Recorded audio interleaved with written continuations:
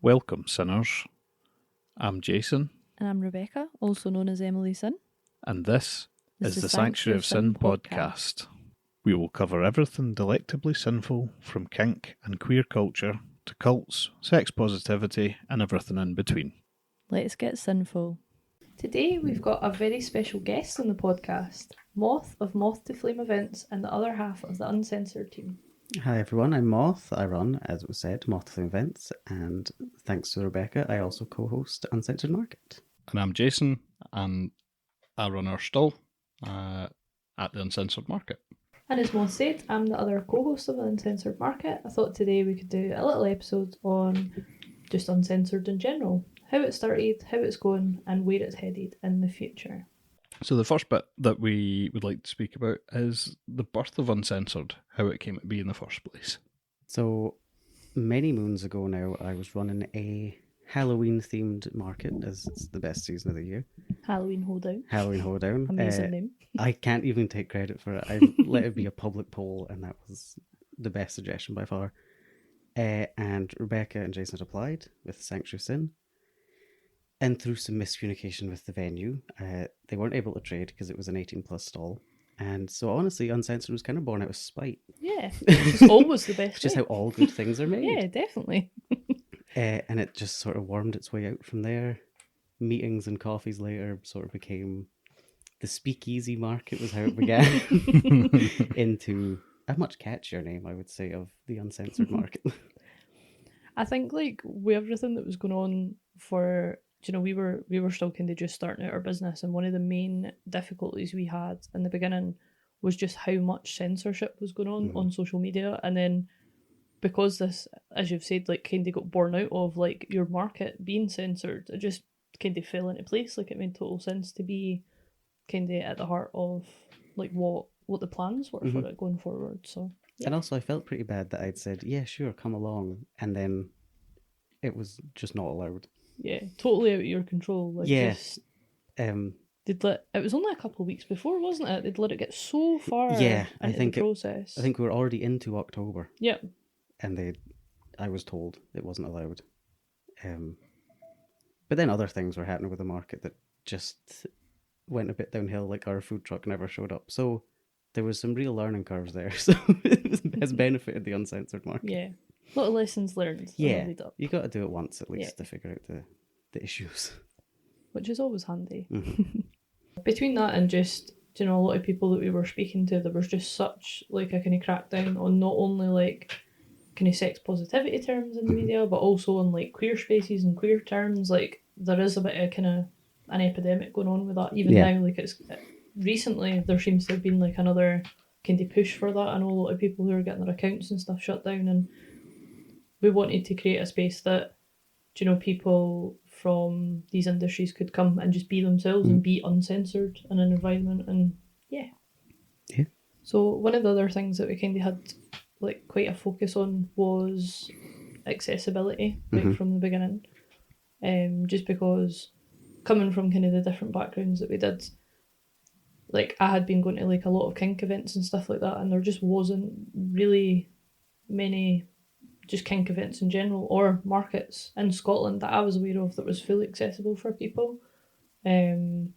So that was kind of one of the things that we wanted to make sure was a part of Uncensored right from the beginning, as much as was physically possible. Glasgow being quite an old city and a lot of listed buildings. Yes. And This is something we've touched on already in previous episodes, that just generally the buildings that these types of events have the opportunity to take place in do tend to be a bit more restricted with their accessibility. When we were first starting out the market, I was still using a walking stick full time. Mhm. So not only was it necessity for guests, but even for me to be getting around, Yeah.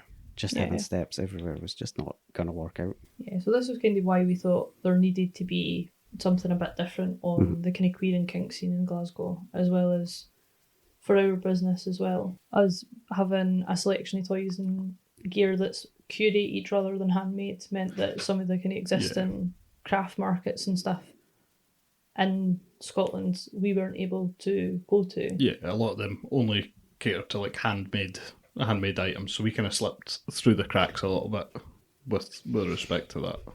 Cool. So, what does uncensored mean to you? I think Uncensored for me is a totally safe space for so many different people. Not just people who are in the kink scene, queer people, but just anyone. From beginners to folk that have been on the scene for probably longer than I've been alive. As well as also being an event that I'd want to go to. Yeah, I think this was like one of the main things, was like we wanted to make it for us because we were kind of like, you know, for the community, by the community. Yeah. It needed to suit us, to suit the community as well. I also very selfishly pretty much refuse to run events that I wouldn't just want to attend as a guest, so that I'm still having fun while I'm there. Yeah, Yeah, totally. totally. I feel like that's the best way, because you're just not going to put your all into something that you're not enjoying. No, which is at the why end of the day. like things like drag shows make sense for me because I would have gone to it anyway. It just so Exactly. happens I'm running it instead. It means you get to be there for free. Yeah, I'm getting paid to be there. I'm What a getting win. paid to be there. Yeah, yeah. More to the point. Yeah. Aye, we're also kind of in that boat as like what we do is something that we would have wanted Yeah. to make use of Yeah. as customers. This is like always kind of been like how we've made decisions, is like we are our ideal customer, and I feel like that has kind of came across to Uncensored as well. Gives you a much better insight for what people want to see if you are Yeah. the people that are wanting to see it. Totally. Yep.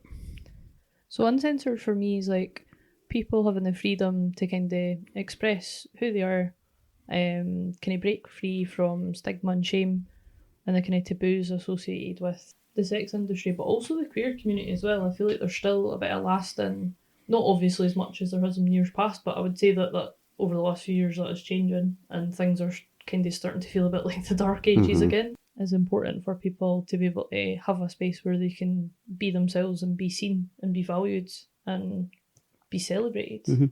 Yeah, so like for me, Uncensored, it goes beyond just being a place where you feel accepted, but it's like a place where you feel like embraced by the community. It's so like close and community kind of spirited that I don't know. It's hard not to just get kind of wrapped up in it all and leave feeling just really nice. It's all you can really ask for when you're hosting it is folk actually enjoying it from every Yeah. aspect and feeling like the whole thing's just a natural community space. Yeah, aye. Don't know. There's so many kind of markets and stuff that you go to as a trader that turn up, do your thing, and then leave. And I don't know. There's not a lot, not as much kind of interaction with people in a kind of like in a meaningful way. Whereas I think at Uncensored, you feel very connected to the people. Like you have some, or I've found you have some really good like in-depth chats. People willing to ask questions, things that they don't know about, and you know, asking for advice and asking to be signposted to like workshops and events and things like that. That because they're taking kind of earlier steps into these spaces, feeling comfortable enough in that space to think about moving wider out afterwards. So, do you want to tell us a wee bit about your core messaging and your safe space values? I think the main message that Uncensored kind of has held since the start has been a sex-positive, sex-educational space. From the first market, we've had stalls for charities to come and speak to people free of charge. We just want to support people that can give a message into exploring sex in a way that is fun for everyone involved, but also in a way that's as safe as can be, whether that be through contraception or communication skills and things like that. That's sort of been a ground rule message is you can have as much fun as you like, but you need to do it in a safe and secure way. Yeah, I think that was one of the main things. Like we didn't want to come into the space and make something new in and of itself, but kind of build up what was already there and support other people within the local community and kind of almost like bolster the community that existed already. We're not trying to push anybody out, but No, build up everyone that's already there. yeah, because we all need to stick together. Like it's a space that is threatened, you know, and part of that is not being in competition with each other, but supporting each other and building on each other and creating something really special because of that. And I think, as from the point of view of the community, the more events and the more kind of things there are for them, the better. Like rather than it being people competing with each other, it's let's just provide more stuff for for the people that need it. Yeah, it creates more opportunities, it creates more options, it means that the community is going to grow and get bigger, and that can only help everybody involved. Yeah. So we kind of touched on a little bit about as well that we are part of the community that we're serving, and that we want to see it grow from not just like a business point of view, but personally as well, that we want to see there be more things in the community. But even within that, we kind of come from slightly different backgrounds, and that myself and Jason kind of attend a lot more like kink events and stuff, whereas like you're part of the queer community in like a bigger way than I would say that we have been up until maybe recently, where I feel like we're kind of branching out a wee bit. We're still new, so we will get there. But I think that's been like really important and really good, in that we've had such varied kind of experiences to kind of bring together to kind of build something that is serving kind of multiple communities at once, and also people that kind of exist within all these communities at once. 'Cause there's a massive crossover between all these spaces, but it's not one that I think is necessarily kind of represented at the moment, and at least in the market side of things in Scotland. Yeah, the entire kink scene I was pretty much not in communication with at all before we got in touch. Ride. Yeah. So I was exclusively just doing pretty much queer events unintentionally. That's just events I want to go to, queer events, therefore that's what I was doing. Yeah. So this has been an absolute eye-opener to so many different aspects of the kink community, but also I'm fully aware that it's by no means an exclusive list. It goes so far beyond just what we're doing. Yeah, definitely. But it's been incredibly eye-opening, and we've met some truly incredible folk, like traders, charities, guests who just will support us to no end. Yeah. And will come to all our markets and all our launch nights and everything, and it's just so many incredible folk. Yeah. And it's been such a whirlwind ride that has really pushed what I thought events could be to a whole new level. Yeah. I think that's been quite key as well for us, is that throughout all of this, we always ask for feedback, and the engagement we have had for the feedback has been amazing.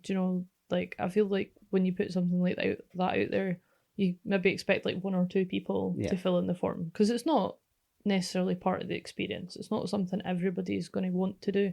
But my God, like the amount of feedback that we've had, and that has allowed us to be able to build on things and change things and adapt and kind of grow the event into something even more suited to the community it's serving, has been like a big part of why I feel we've been as successful as we have, is that we've listened. Yeah. And I find with a lot of events, you get feedback because people don't enjoy themselves. Yeah. But I would say with Uncensored, we've had nothing but positive things and then a little bit of constructive feedback. Yeah. I've enjoyed everything, but it would be nice if XYZ. It's been more suggestions rather than like even criticism as such. Such just a sigh of relief if people are not just sending you feedback and saying, here, this was the worst thing I've ever attended. They're actually saying, we had fun. Yeah. What we did and what we got to partake in was a great time. Here's something for the future. Yeah. And that's such a great way to work. I think just the levels of engagement you've had with the feedback process has kind of gives an indication of how much people have actually enjoyed it, that they're willing to get in touch and tell you about it. Yeah. Yeah, folk want to see it grow rather than shit on it, basically. Yeah. So another thing we could pride ourselves on is being a safe space. It's even part of our kind of tagline. I think because of that, that's part of why we've amassed such a supportive community. I think it's been a bit of a self-fulfilling prophecy in that, if you market things in such a way, and have the policies and procedures to match, obviously, but I feel like that's not necessarily what people are seeing. Like, it does just attract the right kind of people when you are kind of making it obvious that people that are going to come and cause trouble there's going to be consequences to that. Yeah, prioritising consent and respect with clear rules, guidance and policies has kind of backed up what we're saying on that front. And I think we've been quite lucky in that we've not really had much to deal with. So I think us being very open and forward about who we are as individuals, not just the mystery faces behind Uncensored, has kind of projected what we'd want to see. So obviously in recent times, trans rights are under threat. And since day one, we've always had just unlabeled bathrooms for folk to come into. It's been no stress about what names people put on their tickets or what they use to sign up to workshops. It's creating something that we're proud to have our faces and our names to and our businesses associated with. I think that paired with the fact that like we've not really shied away from being political and the kind of stuff that we've put out there. Do you know, we've always been very supportive of like the Free Palestine movement, like the decriminalisation of sex work, as well as like trans rights.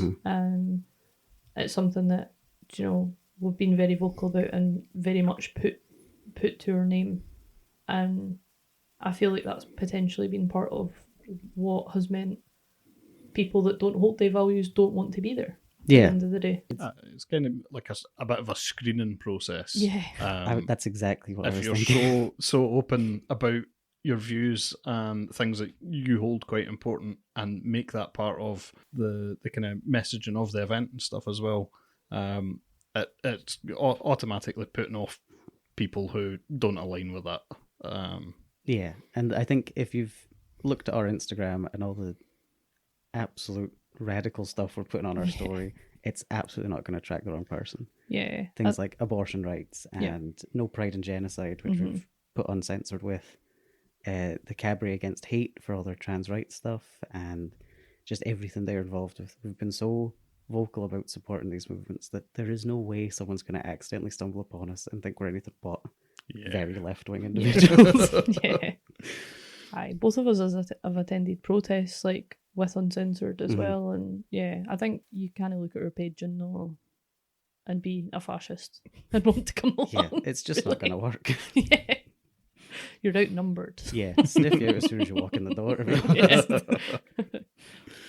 Aye, I think that's one of been like the most affirming things for me is, you know, at the markets, like looking around and seeing people just fully embracing and being themselves, and the amount of like pups we have and furries and people that tend to maybe get like some hate and stuff in public, just walking around and just being totally free and being comfortable. It's lovely to see, and I feel like that to me shows that we are a safe space and that people are feeling totally safe in that space. Yeah, it's honestly a little bit of an ego boost, which It is is. horrible, but seeing folk living so authentically, which I think for a lot of people, including myself, can take so long to get to that point. Yeah. And if even for one day in the summer, we've created somewhere for people to just come and be them, it's so fun and so nice to see. It's beautiful. It really is.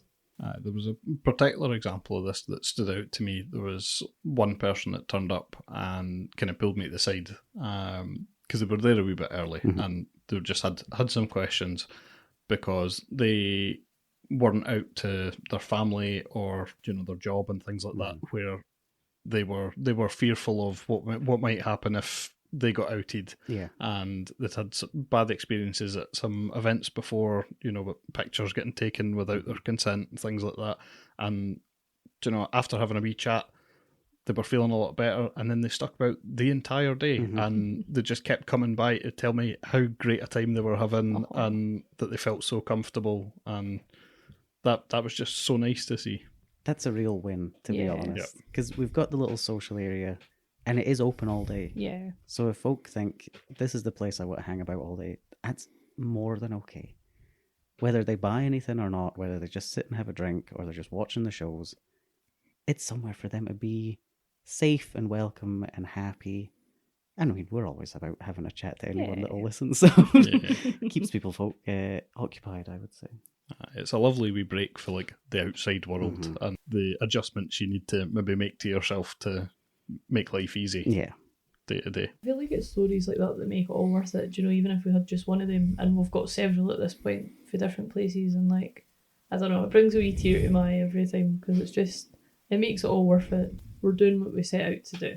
Yeah, and it's having a genuine positive impact on people's lives. Even if it is just one day, it's a day that has let them be free in themselves. Yeah. Do you want to tell us a little bit about what your kind of milestones or highlights have been so far? Yeah, so with 2 markets and 2 launch parties under our belt, we're proud of what we've managed to achieve in our first year.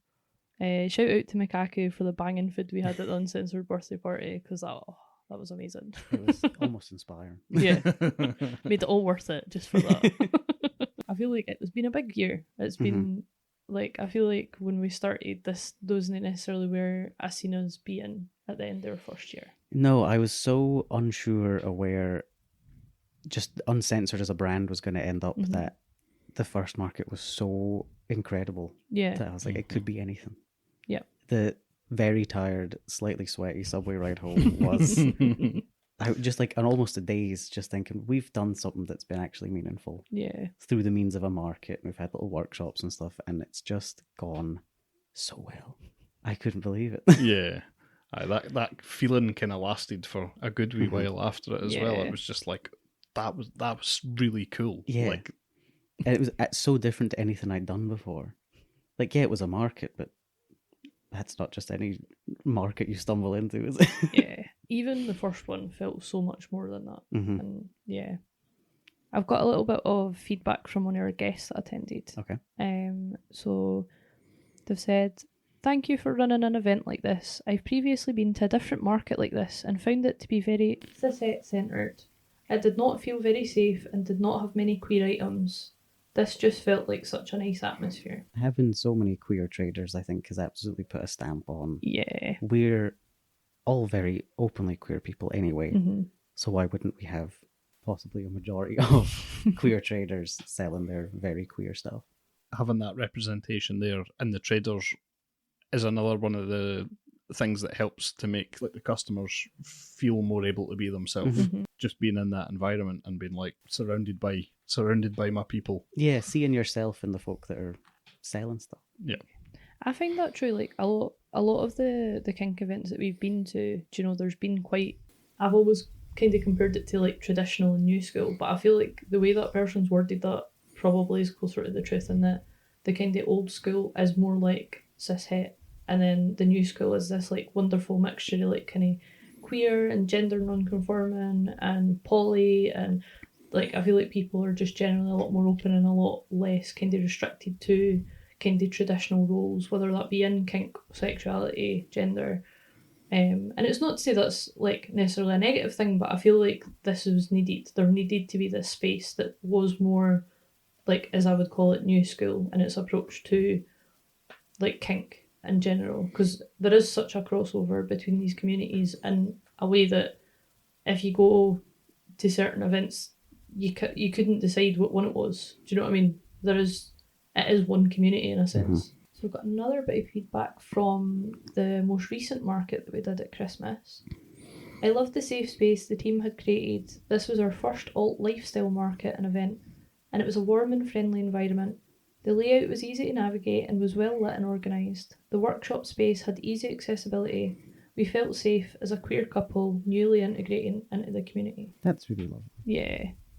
It was so nice looking over, because I feel like we got the feedback, we looked at it, we picked out what we needed to from it, and then I hadn't looked at it again until recently, and like rereading over some of the responses that we have, you know, like I'd picked out ones that were a bit longer and kind of spoke a wee bit more about the vibe and like kind of going on the back of what we were going to be speaking about, but we just had such lovely feedback from so many people for so many different reasons, and it was, I don't know, it was so validating all over again.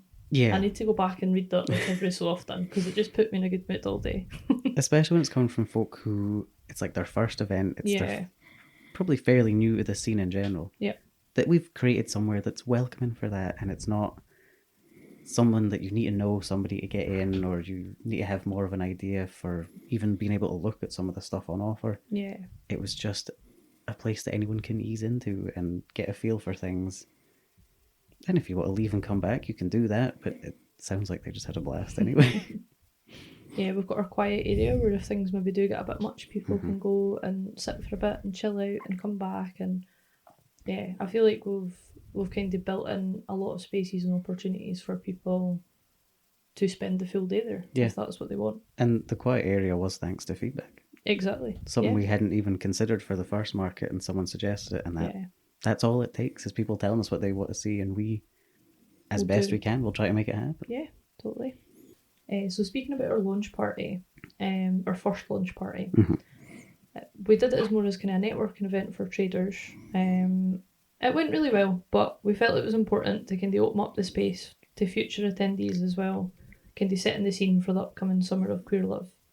the launch of Uncensored Scotland, and our plans for many upcoming cunty, smutty, and fabulous events. I mean, it's definitely just continuing exactly the vibes we've had from day one, really. Cunty, smutty, and fun, really, has been everything. Yeah, definitely. Yeah, I think like the markets have been such a big success that we kind of wanted to keep it going and kind of come up with, again, things that the community wants and that we've kind of asked for lots of feedback on, and yeah, see where we go in the future. Yeah, and I think the launch night, our most recent one, was such a lovely time. Yeah, It wasn't Yeah. crazy busy. Folk were playing games. Our the games wonderful, went down well. yeah. Definitely do more of them at the next one. Our lovely sponsors, Luke and Jack, came along and represented themselves, and were just equally enjoying, I think, seeing us doing more than just the market that they support. Yeah. Yeah. It was really nice at the launch party to see the like kind of different friend groups and things were all mixing in together and getting stuck into games together as like one big group. I think so often when you're at events, it's so easy for people to just stay in their wee group that they came along in, only talk to the people that they already know or are already friends with. To see people mixing with new people and just getting really stuck in, I think says a lot for the kind of the atmosphere that was created at the event. And the party kept going. Do you know there were still people? Yeah, There's- by the time we had to leave, Yeah. things were kicking off. There must have still been about 20 people all sitting around a table playing Never Have I Ever, which was one of the games that we put out, and like they were gutted because they'd ran out of cards. We'd done a lot. Yeah, I was cutting things out for days. The printer was having. I was having a meltdown, to be honest. We still have them, don't we? We Yes, can just I did. add I to- made sure to keep some. Nice. I mean, we should probably get feedback on what other questions people are wanting. What are people comfortable answering in front of a group of strangers? I love Drew. Drew was just going for it. Like Oh, he's so much fun when he starts playing these games. every story, people are like, "What?" You need to give us the backstory on that one. Yeah. It was great. Speaking of Drew, we've actually got a little quote from the feedback that the Luke and Jack team left us for during the summer market. Staff team. On this occasion, Steph, Cam and Drew, which is how we knew it was from them. Felt energised being able to chat with interesting, diverse and supportive people, both traders and customers alike. It may sometimes seem from the outside that we are seasoned retailers after nearly 15 years, but imposter syndrome, worrying if we are getting it right, and sometimes being on 7 days a week in this community while defending our community from seemingly continuous attack can leave our batteries running low. It was wonderful having a sex-positive, relaxed chat with so many people while finding a new audience and some lovely familiar faces. Exciting way to meet lots of makers and other traders too. Some healthy, business ethical collaborations ahead. And that's exactly what it's been. Yeah. The whole Luke and Jack team have been so supportive of everything we've done. They're always reaching out. They're just willing to hear us out and not just financially, but morally support us in markets at the launch night. Just in, offering their space up to us and being that sort of shoulder to lean on and say, here's an idea we have. Yep. What can we do with that? And it works the same way. Yeah, totally. It's been nice. Like, again, it's been really affirming having like people who are so well known in the community back us and want to get involved and be as supportive as they have been of us. It's been lovely. In every form that we've had from both traders and attendees across both markets, every single person felt safe and uncensored, which is an There's- achievement in and of itself. There's not much more you can ask for. Yeah. When you tag yourself as a safe and sexy market, if safe's the main one that people are feeling, we've succeeded. Yeah. 100%. I hope people are feeling sexy. I certainly was. We should put that on the feedback form. How safe were you? How sexy were you? Not just how you were feeling, just in general. Yeah. Can you tell me a bit about the Summer of Queer Love? So that is our theme for the launch party that we had for Uncensored Scotland and also our upcoming market. I just love the 60s. That's a good enough reason, if any. Decided ahead of time, and then Yeah. so many other things have come out where it was like, we do need somewhere to be openly queer without any restrictions. Totally. And we had done a podcast episode a couple of weeks ago we're looking at like the sexual revolution in the 60s, and I don't know how I've made it to this age without realising this, and this is maybe going to be really obvious to some people, but I was still very much bought into the kind of free love propaganda, and that it was just about people going about shagging everybody, and it was just about being promiscuous, and not the kind of the fact that that was how it was portrayed in the media to kind of cover up the fact that it was actually a political statement, and that what people meant by free love was being able to love free of the law, free of the institution of marriage, free of religion, that people should be able to have the freedom to love whoever they want and love in the way that they want without basically the government being involved in any way, or like the church being involved in any way. And I feel learning that recently has just made me feel like we have picked such a good fucking theme for this year. The theme has worked out in a way, especially with the government deciding to reintroduce themselves a bit more into how people are living their lives. Yep. With the recent Supreme Court ruling saying what a man and a woman is, as far-fetched as their ideas may be, Yep. it has come into effect, and I mean, it's pissed a lot of people off, rightly so. And I think having the summer of queer love opens that up to every queer person, whether they've been affected by this directly or not. We're all in the same boat. Yep. We're also allowed to love who we love, be who we want. And especially for the uncensored market, we're already there doing that, so why not just make it a bit more of a theme? Yeah. It's more prevalent at the minute than it has been for a while. Yeah, definitely. Aye, this summer needs to be one of celebration, you know, and protest and celebration is what Pride's always been about. And I think with everything that's going on just now, it's more important than ever. Yeah, I think it's really important to lay the foundations for creating that community in itself of queer people coming together, being able to live freely and openly. Whether you're forced to use a certain bathroom or not, it doesn't make a difference. It's all a safe space for people to be themselves, which can be so tricky right now. Mm-hmm. Definitely.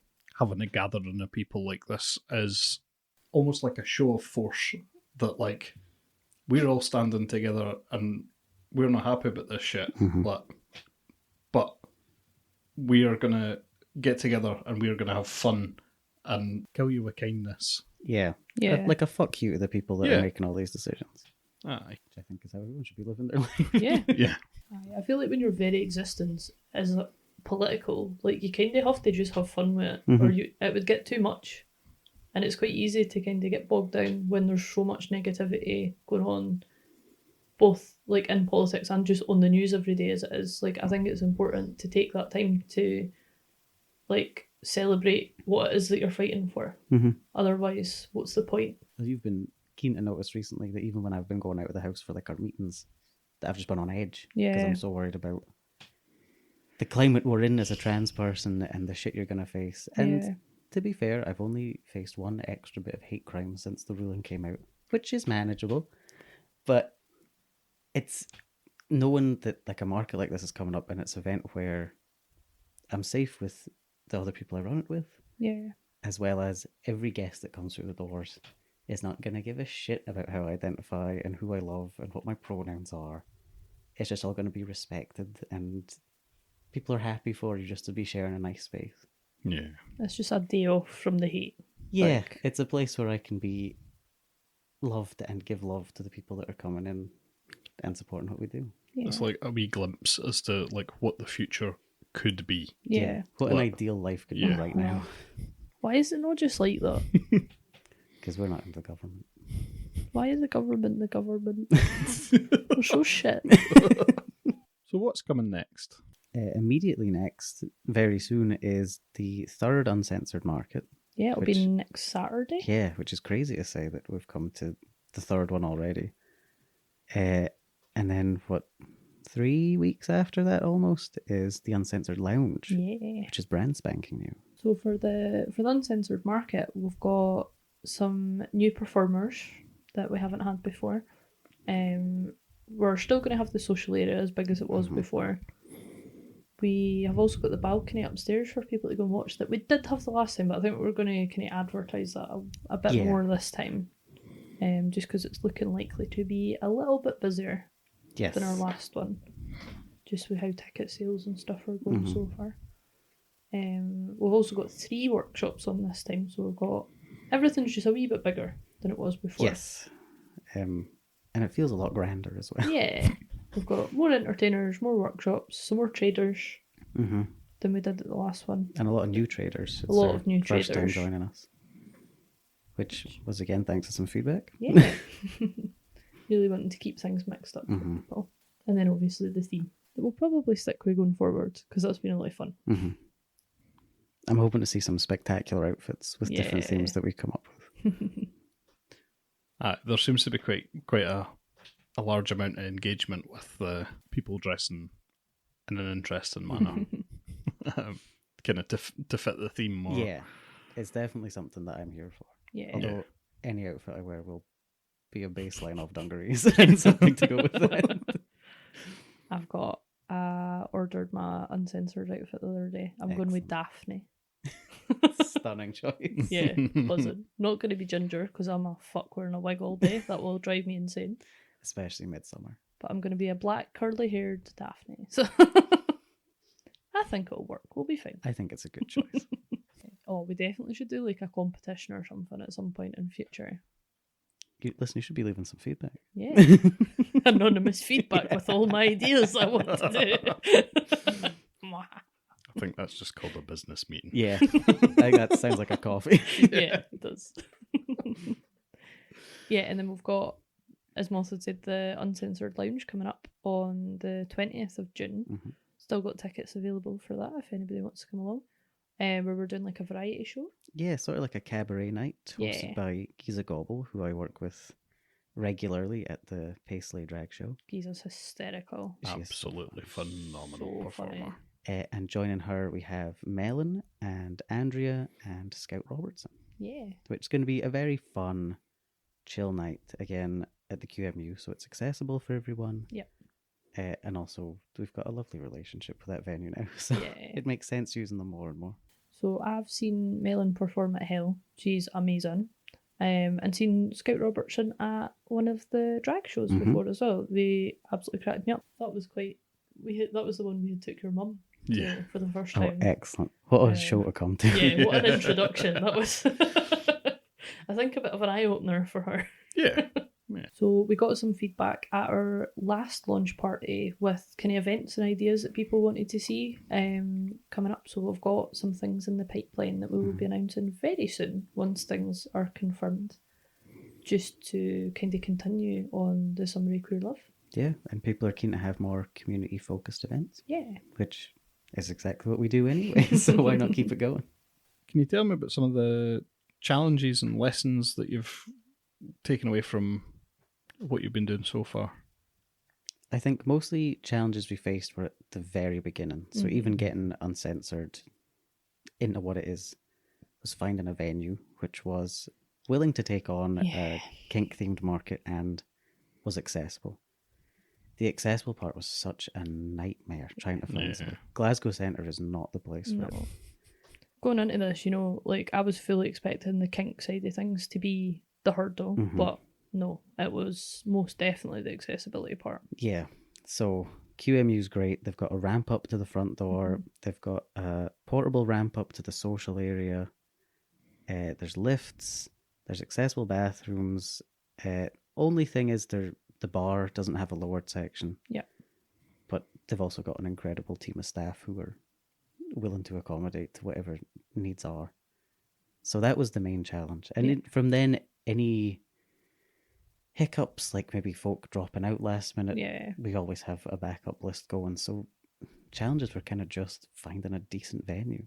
And then we really lucked out with where we got. I think like the biggest thing with any of this stuff is like the organisational side of it, and you're amazing. You are so good at it that That's like, what 4 years of studying events management will do for you. You learn to do a spreadsheet. yeah. You're an Excel wizard. Yeah. You should see me. That like we just haven't really had any hiccups with that side of things at all. No, so I think pat on I'm. the back for you. Well Thank done. you. I'm way too. Like, I enjoy doing events management Yeah. way too much for almost being over organized to be an issue. Yeah. I'm happy to have 10 different spreadsheets of folks' details and have waiting lists made up and table plans made the day after we'd announced who was coming and everything like that, sorted months in advance. Yeah.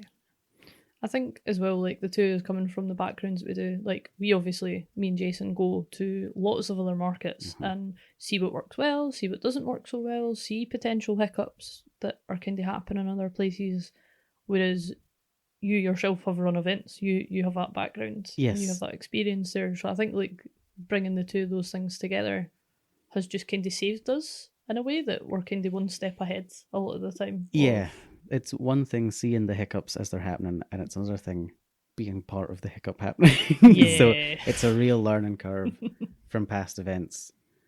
But folk, a lot of the time, because of so many queer events that I run, is they'll just tell you.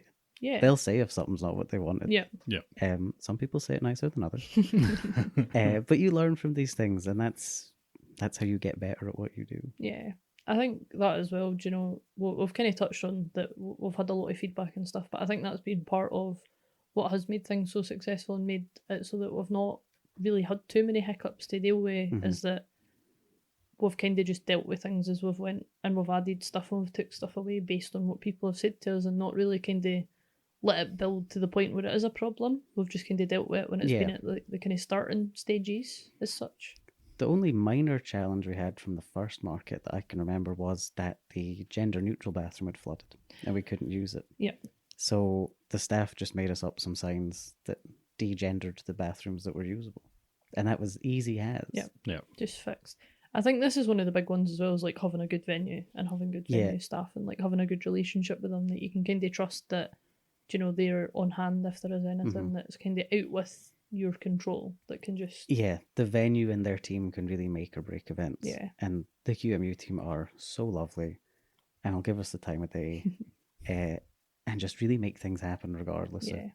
of what we have ideas for. Like the social area was the venue's idea. Yeah. Yeah. They said that you've got some spare space here, why not put some beer tables? Perfect. And then it's one of our main selling points is that folk can hang about all day. Yeah. I'd say the same for the launch event. You know, working with Callum, who owns the Corset Club, like, couldn't have made it easier.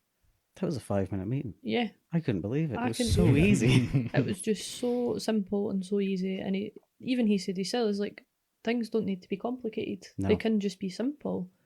And they were. And there were some hiccups on the night. That was maybe one of the only things, just where, you know, there was like a lot of people who were ignoring the 5 private party signs and decided Yeah, to come folk in. just walking in. But he dealt with that and he had fun with it, Yeah, which I feel can really change the vibe of things. definitely. If the people running the venue and working your event enjoy what they're doing and enjoy your event, It shines through. it's going to be incredible. And Yeah. that's how it's worked so far for us. So almost lucky in a sense, but also thanks to us actually putting the legwork in to find good venues. Good venues and good having good relationships with the people that Yeah. run them does make a massive difference. And especially recently, both QMU and the Corset Club, who we've now both worked with, have put out statements in support of trans rights. Yeah. Which we couldn't be happier with. Yeah. Because the QMU said recently about people can use whatever bathroom they're comfortable with. Yeah. And now coming in to host the Summer of Queer Love Uncensored Market is such relief that they're just going to be so supportive of us and Yeah. every guest that walks in the door. The opposite of a challenge is we found somewhere that's going to fix any issue we ever have. Yeah. I think taking the 6 months at the beginning to find somewhere that was going to suit Yeah. us has made all the difference in that. Yeah. It felt horrific at the time, but it was Yeah. absolutely worth it. Because we just wanted to get started. Yeah. It's like, Aye, but that wee bit kind of extra prep work Yeah. you've done is like really set you up going forward for I don't kind of a see long us- and healthy relationship with Yeah. these venues. And Yeah. I definitely don't see us leaving there anytime soon. Not unless we outgrow it. I think we just stay 2 days though. Oh, well, yeah, no, that's fine. You can We'll pick see. me up. We'll just sleep in the car. No. Cool, well I think that's bringing us to the end of today's podcast. Just kind of the plugs to go really. If you don't follow Uncensored Market or Uncensored Scotland on social media, check out our Linktree at Linktree/Uncensored Market. You can get all our kind of socials there on whatever platforms you use. We also have a newsletter for people to keep up to date with upcoming events, news and also paid opportunities for like traders, performers. We're looking to do like a kind of variety of different events over the next wee while, so definitely worth signing up to that and potentially getting some opportunities over the next wee while. And Moth, how can people get in touch with you? Most folk just find me wandering about Paisley, so that's always easiest. But Moth to Flame events on most things: Instagram, Facebook, TikTok, LinkedIn, I think maybe as well. But don't know when I last used that. But also just regular events around Paisley. We've got one a week going on in Paisley at the minute, so come and find me, have a chat. Let's run an event together. As we've said, next Saturday is our next Uncensored Market. I believe there's still a couple of workshop tickets left, but it's like the last one. Yeah, last one or two for each workshop, and quiet hours getting quite full as well. Yeah, so if you haven't already and you're wanting to get in for either the workshops or the quiet hour, grab a ticket now. Or if you just want to come along, grab a ticket for the rest of the day. Yeah, we've also got plenty of tickets left for the Uncensored Lounge coming up on the 20th of June. Again, Giza Gobble is going to be hosting, and we've got some fabulous acts that will be performing. Definitely going to be a fun night. Yes, I'm very excited to, again, be working an event that I would attend anyway. Yeah, I'm so excited to see it. Like, I'm going to really be quite distracted the full night, but I'll try not to. Just go,